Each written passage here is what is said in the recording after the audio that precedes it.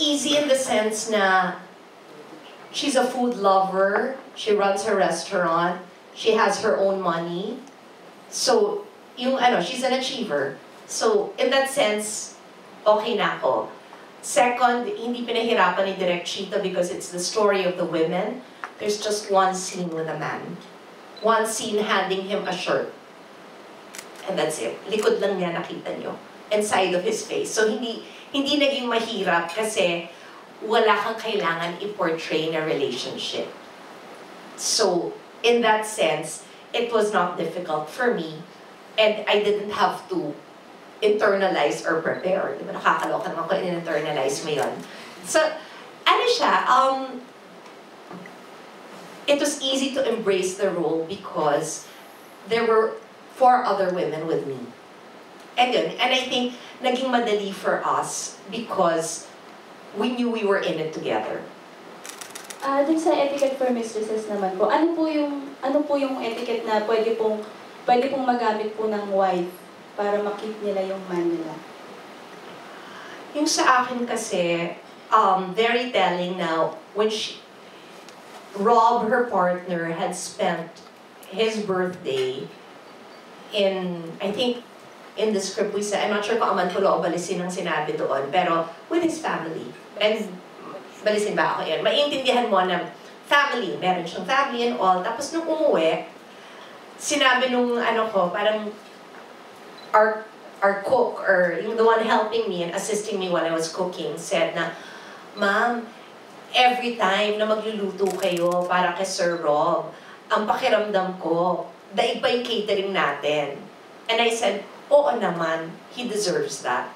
So I think siguro yun, na don't ever be complacent. Kung mahal mo yung tao, kung ano yung pagsisilbi, pagmamahal, pag-uunawa na binigay mo nung start ng relationship, dapat all the way to the very end, ganun. Okay, thank you so much. Punto naman ako sa area to. I think, ayan, your name, please. Pa-share naman ang mic, andito. Ayan. Your name and your blog site, please. Hi, Miss Chris. I'm Florencio from Manual to Life. So, first of all, what can you say to the critics that's saying it's another Kabit movie and it's a glorification of Kabits again? Kasi sa dami-dami na rin po ng movies that portray the similar theme. So, what can you say to them so they can be convinced to watch the movie? And they don't have to. There are enough people who will watch. Kaya niyo yun? Confidence!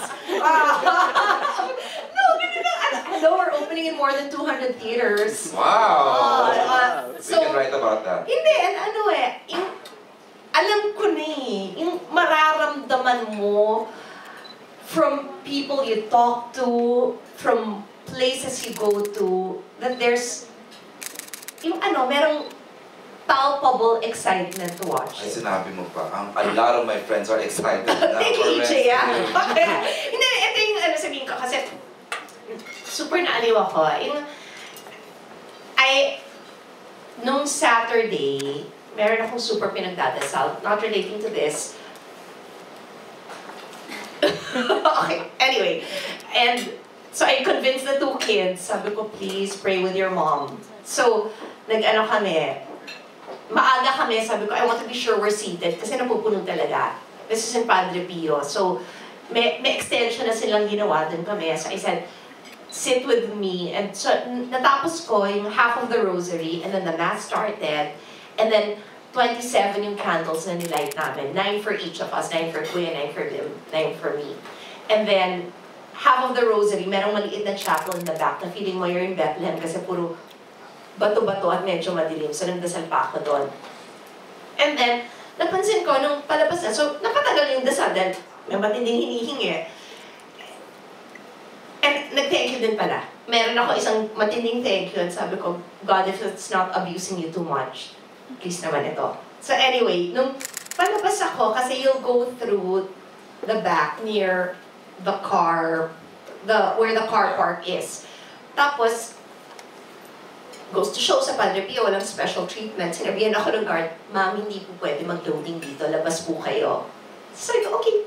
O, di ba? Obey. Daling kausap.